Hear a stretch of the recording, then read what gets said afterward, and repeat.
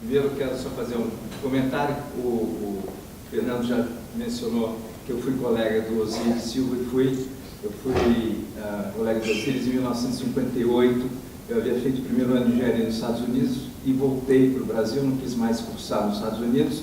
Eu recebi uma bolsa, porque era o primeiro aluno da escola, e fui para o ITA fazer um curso junto com os oficiais da aeronáutica, e eu fiz o vestibular para o segundo ano do ITA. Poucas pessoas fizeram isso, passei também no vestibular, e nesse período de 5 meses em que eu fiquei no ITA junto com os oficiais da aeronáutica, fiquei muito amigo do Osiris. O Osiris é uma figura fantástica. O Osiris, além de ter sido criador da Embraer, ele dá o mérito sempre ao Brigadeiro Montenegro, mas o Osiris é uma figura fantástica, um executivo sensacional. Ele foi presidente das 3 maiores marcas brasileiras, da Embraer, da Varig, que o governo jogou fora, uma marca que jamais podia ter sido jogada fora. O governo deixou a Varig desaparecer, não interessa as justificativas, não vou entrar no mérito, e da Petrobras. Se não ficarmos atentos, vão acabar com ela também. Está ocorrendo com a Petrobras nesses últimos anos, a perda de valor da Petrobras é de mais de 50% do seu valor de mercado. A política adotada, tanto no modelo de exploração quanto no modelo de formação de preços, a Petrobras está acabando com a empresa. Espero, eu tenho convicção de que essas coisas elas são ciclotímicas, elas chegam no fundo do poço e depois se recuperam. Dizem que a Argentina é um exemplo de que não há fundo do poço. Mas eu tenho muitos amigos na Argentina, esse realmente é um caso impressionante. Bem, mas a minha atividade principal hoje, apesar de ser engenheiro mecânico, formado na Escola Politécnica da Universidade Católica do Rio de Janeiro, é mercado de capitais. Eu logo me formei, fui para os Estados Unidos, fiz um curso de engenharia de avaliações. Em 1965, quando eu voltei ao Brasil, estava se reestruturando o mercado de capitais no Brasil, a Lei 418 de 1965. Foi um momento de grandes mudanças no cenário da legislação econômica no país, e o processo de educação naquela época era exagerado, e, bem, conhecem a história. E eu entrei no mercado, quer dizer, tenho quase 50 anos no mercado de capitais. Entrei como investidor e cheguei a presidente da Comissão de Valores Imobiliários e, como disse o meu amigo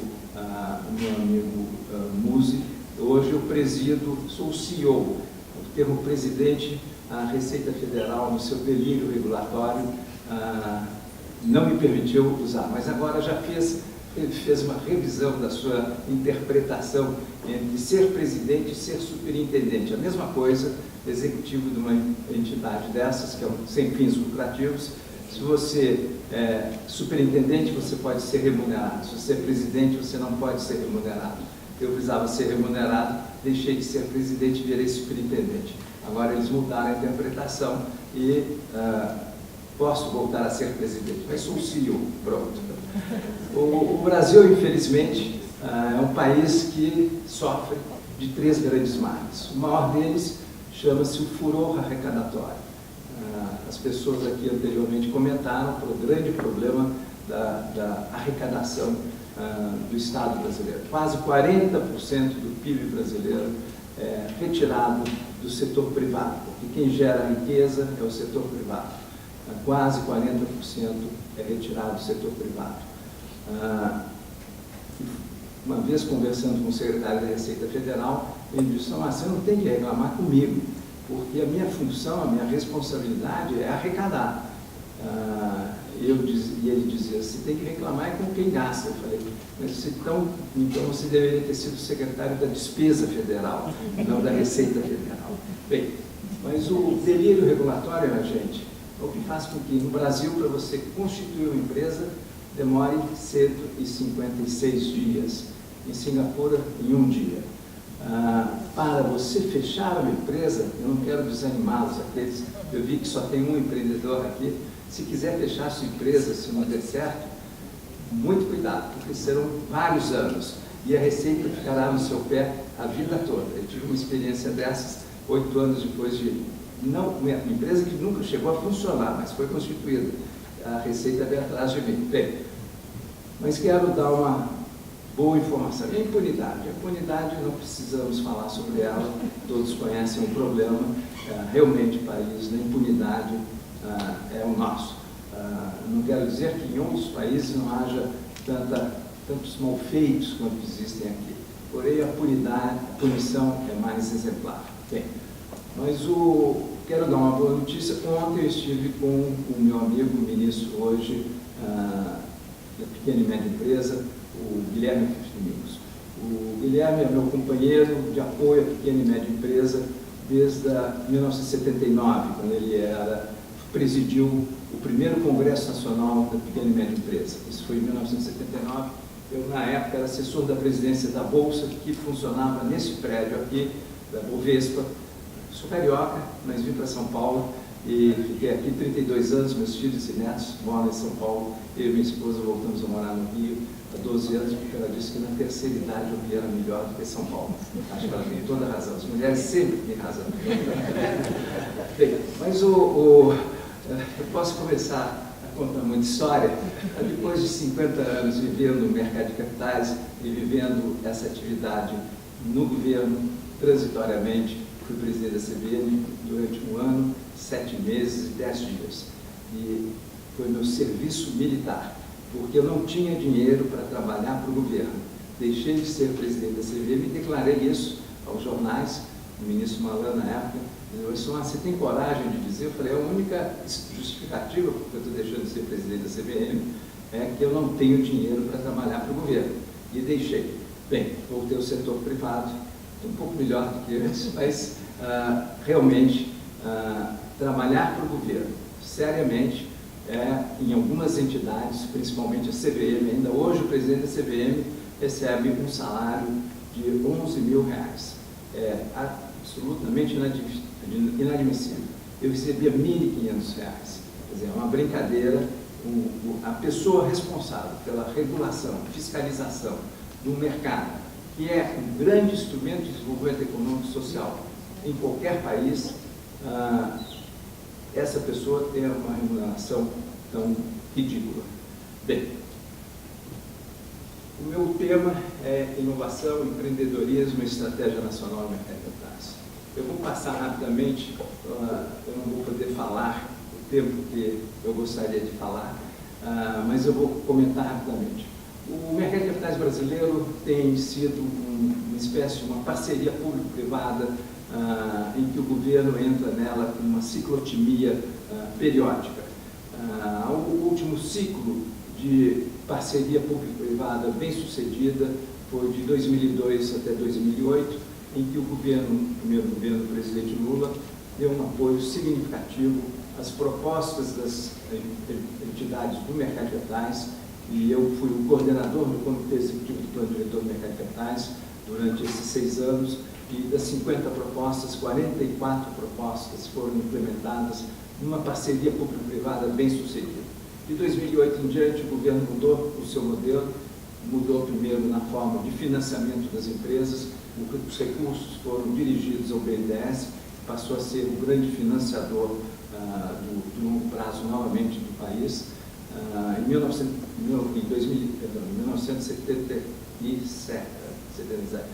2007, o mercado de capitais, pela primeira vez, havia captado mais recursos para as empresas brasileiras do que o BNDES oferecia como financiamentos. Foram 110 bilhões de reais carreados via mercado de capitais, abertura de capital, emissão de BV, todos os instrumentos existentes. Foi nessa época. E o mercado de capitais carregou mais recursos. O que fez com que o diretor do mercado de capitais, amigo meu, no início de 2008, me perguntasse se o mercado de capitais estava querendo acabar com o BNDES. Eu disse: muito antes, pelo contrário, somos complementares. Em 2010 eu dei o troco para ele, porque o governo desinteressou-se por completo do mercado de capitais e os financiamentos passaram a ser predominantemente via BNDES e bancos oficiais. E eu perguntei a ele: o BNDES está querendo acabar com o mercado de capitais? É uma brincadeira. porque o BNDES tem sido um parceiro nesse projeto de desenvolvimento de mercado de capitais no Brasil, mas ciclotimicamente. Eu estou convencido de que essa ciclotimia agora está num movimento de alta, ou seja, de uma parceria mais produtiva, de apoio à pequena e média empresa nacional. Foi o que eu conversava ontem com o Guilherme Fife, e ele dizia: Tomás, estou preparando inclusive um site que vai permitir você abrir e fechar a empresa através do site. Ou seja, o tempo de abertura e fechamento, um dia. Isso, ou uma hora, depende da eficiência de você controlar os seus instrumentos eletrônicos. Isso vai ser uma grande inovação.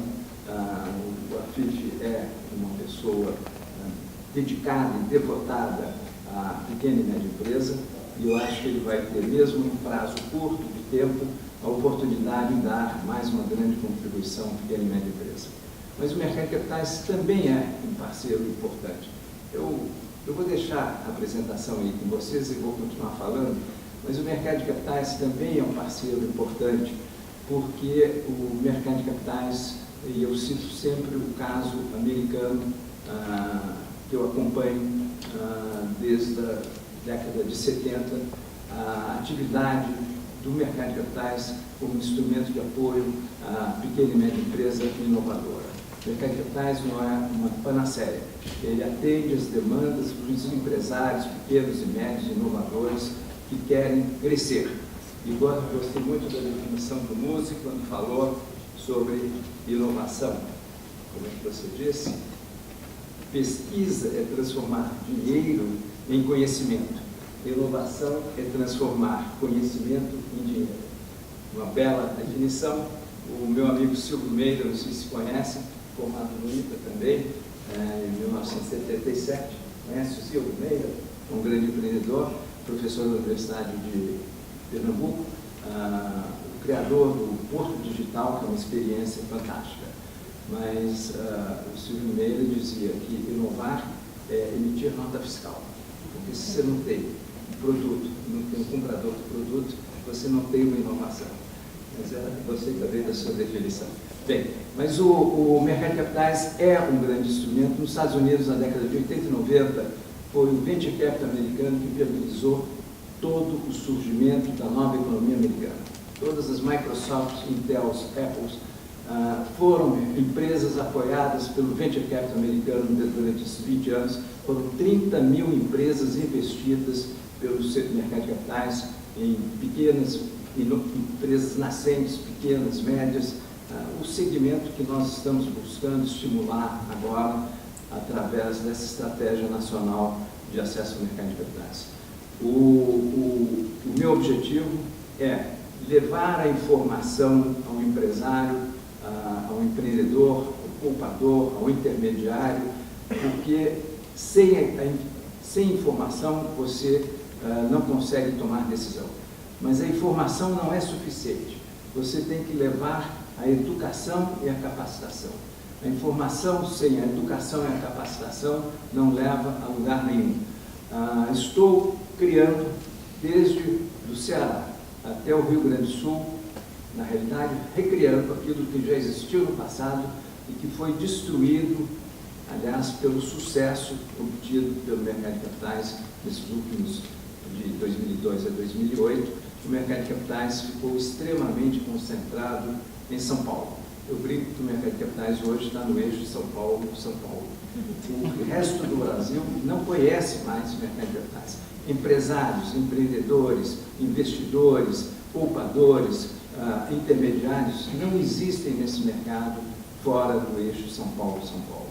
E o IBMEC, que eu presido hoje, fundado em 1970, tendo tido como seu primeiro presidente de conselho o embaixador Walter Moreira Salles, vendeu em 2000 a franquia educacional com Paulo Guedes e Cláudio Haddad.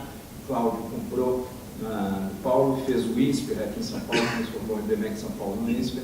Mas o IBMEC, fundado em 1970, hoje presidido pelo ex-ministro no conselho, pelo ex-ministro Reis Veloso, o Veloso me convidou para ser o executivo principal do IBMEC E eu aceitei diante de um desafio de fazer com que o mercado de capitais desse contribuição ao desenvolvimento econômico e social do país.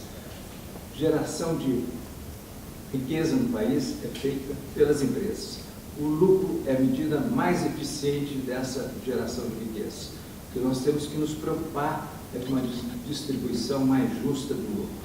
Eu sou um grande defensor da formação de poupança previdenciária. A poupança previdenciária nos Estados Unidos foi o que alavancou a atividade da pequena e média empresa, porque os fundos de pensão só a partir de 1979 é que puderam investir em fundos de venture capital.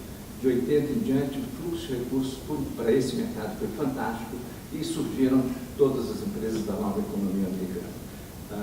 Quando eu fui presidente da CVM, em 94, eu regulamentei o que eu chamei de fundos de investimento em empresas emergentes, porque não queria usar o termo pequena e média.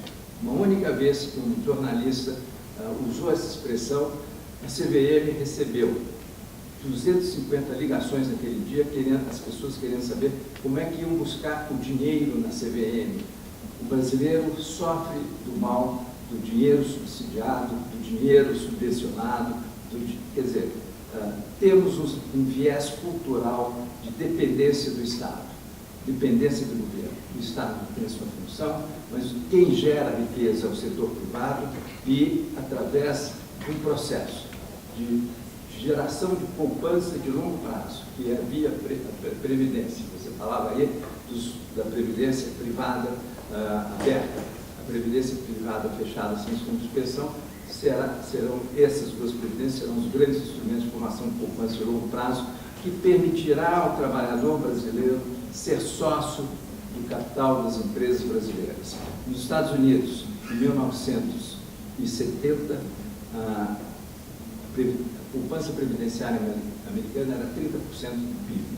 Em 2000, ela era 115% do PIB, aplicando 70% disso em renda variável no capital das empresas, o que significa que nos Estados Unidos os trabalhadores, através dos fundos de pensão, passaram a ser detentores da propriedade das maiores empresas americanas.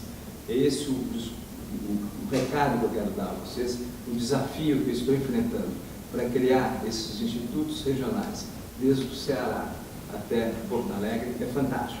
Ontem em Brasília, discuti a criação do Instituto Goiano de Mercado de Capitais. E aí me colocaram, mas temos que criar o Instituto de Mercado de Capitais de Brasília, porque é o Distrito Federal.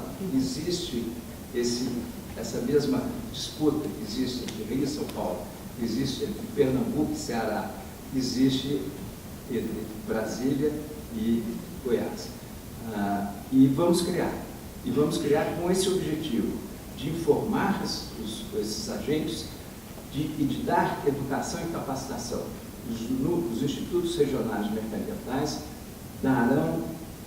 farão a parte da educação e capacitação baseada na informação que será prestada através de portais. Bem, eu encerro por aqui. A apresentação vai ser distribuída.